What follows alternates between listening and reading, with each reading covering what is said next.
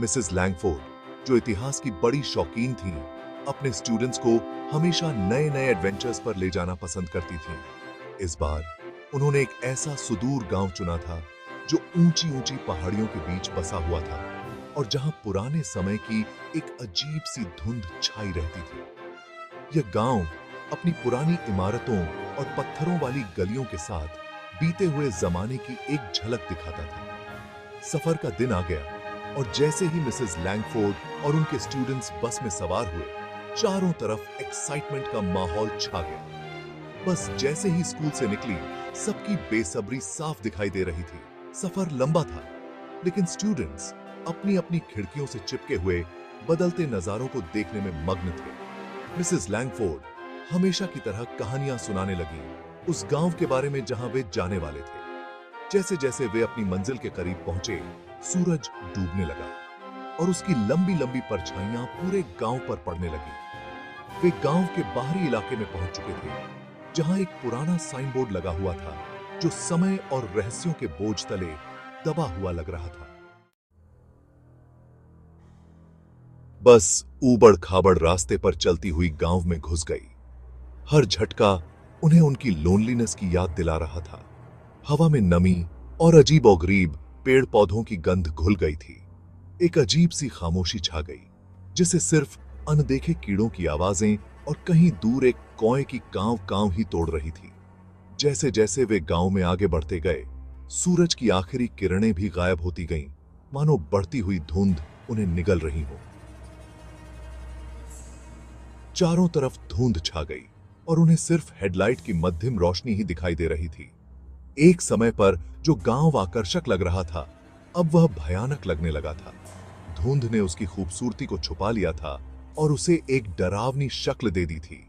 बस गांव के चौराहे पर आकर रुक गई। उसकी आवाज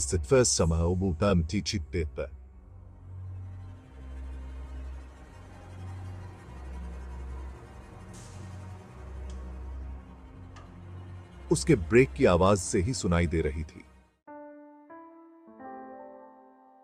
गांव का चौराहा, जो कभी चहल पहल का केंद्र हुआ करता था, अब सुनसान पड़ा था। धुंध में छाई खामोशी उनके अकेलेपन को और बढ़ा रही थी। इमारतें धुंध से बाहर झांक रही थीं। उनकी खाली खिड़कियां अनदेखे लोगों की आंखों की तरह उन्हें घूर रही थीं। स्टूडेंट्स डर के मारे मिसेस लैंगफोर्ड के पास चिपक गए। उनका उत्साह अब एक अजीब बेचैनी में बदल गया था। मिसेस लैंगफोर्ड, उनकी भौहें चिंता से सिकुड़ी हुई थीं। उन्होंने अपना नक्शा देखा, लेकिन धुंधली रोशनी में उसके निशान धुंधले दिखाई दे रहे थे। गांव अलग सा लग रहा था। धुंध और बढ़ते अंधेरे ने उसे विकृत कर दिया था। ठीक है सब लोग, मिसेस लैंगफोर्ड ने कहा, सब साथ रहना। धुंध बहुत घनी है, लेकिन हमारी बस यहीं कहीं है। हम यहीं इंतजार करेंगे जब तक धुंध छंट नहीं जाती। स्टूडेंट्स उनकी बातों में सांत्वना ढूंढते हुए और पास आ गए। उनकी नजरें घूमती हुई धुंध में घबराहट से इधर उधर भटक रही थी। जैसे ही वे उस जगह की ओर बढ़े जहां उन्हें लगा कि बस खड़ी है, उनके ऊपर एक अजीब सी बेचैनी छा गई। ऐसा लग रहा था जैसे धुंध से फुसफुसाहट की आवाजें आ रही हैं, हवा के साथ बह रही हैं, बस उनकी समझ से परे। जहां उन्होंने बस छोड़ी थी, उस जगह पर पहुंचकर उनके दिल बैठ गए। वह जगह खाली थी, विशाल बस गायब थी, जैसे घनी धुंध ने उसे निगल लिया हो। स्टूडेंट्स में दहशत फैल गई। उनकी फुसफुसाहट चीखों में बदल गई। उनकी आवाजें दमनकारी खामोशी में गूंज उठीं। बस गायब हो गई है, एक छात्र चिल्लाया। उसकी आवाज डर से कांप रही थी। मिसेस लैंगफोर्ड ने अपना संयम बनाए रखने की कोशिश करते हुए स्थिति को समझने की कोशिश की। हो सकता है कि ड्राइवर धुंध के कारण दिशा भूलकर बस को कहीं और ले गया हो, लेकिन उनके मन की गहराई में एक भयानक आशंका फुसफुसा रही थी कि कुछ तो बहुत गलत है।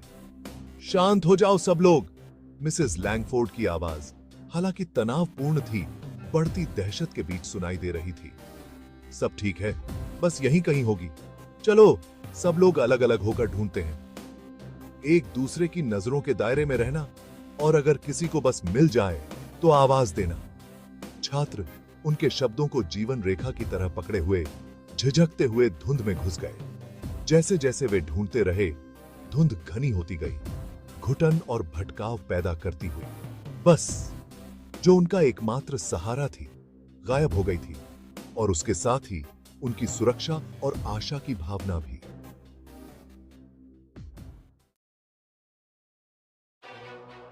मिसेस लैंगफोर्ड, उनका दिल तेजी से धड़क रहा था।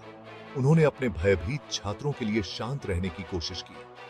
हमें कहीं आश्रय ढूंढना होगा, उन्होंने दृढ़ता से कहा। उनकी नजर एक जीर्ण शीर्ण इमारत पर पड़ी।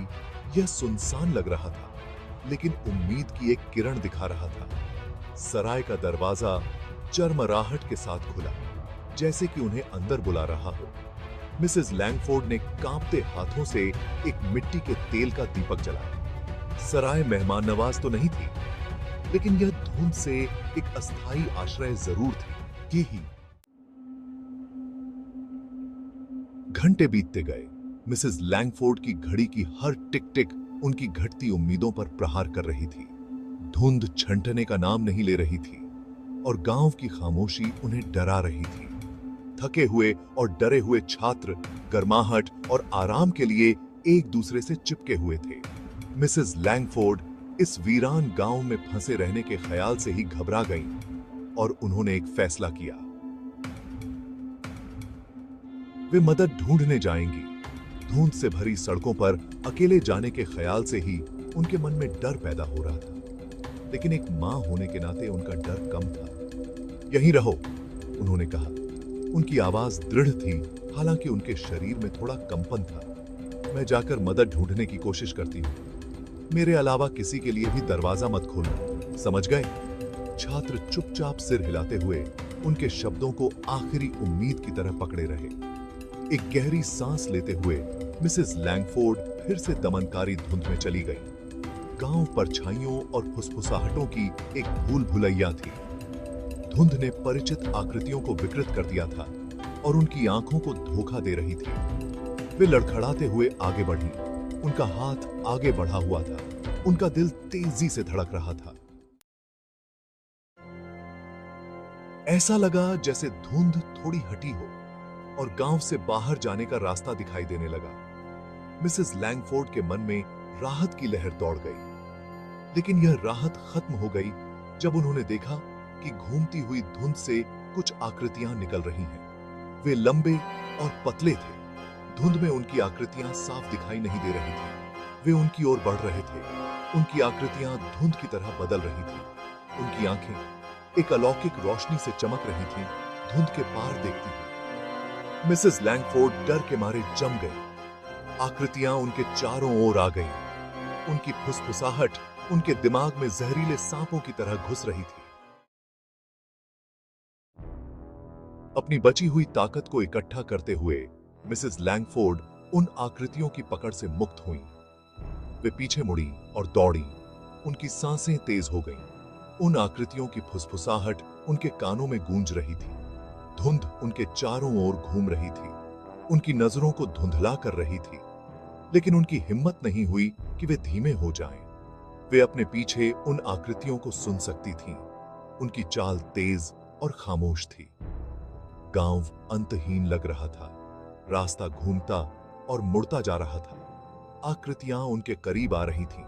उनकी फुसफुसाहट तेज हो रही थी। जब उन्हें लगा कि अब सब कुछ खत्म हो गया है, तो उन्होंने उसे देखा। सराय की धुंधली रूपरेखा, उसकी खिड़कियां धुंध में मंद मंद चमक रही थीं। उनके मन में उम्मीद की किरण जागी, जिससे उनके थके हुए शरीर में जान आ गई। वे लड़खड़ाते हुए उसकी ओर बढ़ीं। उनके फेफड़े जल रहे थे। उनका दिल तेजी से धड़क रहा था। एड्रेनालाइन के अंतिम झटके के साथ मिसेस लैंगफोर्ड सराय के दरवाजे से अंदर घुसी और उसे अपने पीछे बंद कर लिया। वे बच गई थीं, फिलहाल के लिए। अगली सुबह जैसे ही सूरज उगा और उसकी सुनहरी किरणें पूरे गांव पर पड़ी, एक खोजी दल गांव के बाहरी इलाके में पहुंचा। धुंध छंट चुकी थी और गांव अपनी भयानक खामोशी में दिखाई दे रहा था। खोजी दल इधर उधर फैल गया। उनकी क्या कोई है? की आवाजें खाली सड़कों पर गूंज रही थीं। उनकी उपस्थिति का एकमात्र सबूत गांव के चौराहे के बीचों बीच पड़ी एक खुली हुई किताब थी, एक इतिहास की किताब जिसके बारे में कहा जाता था कि वह शापित है। गांव खामोश खड़ा था, उसके रहस्य घूमती हुई धुंध और हवा की फुसफुसाहटों में छिपे हुए थे।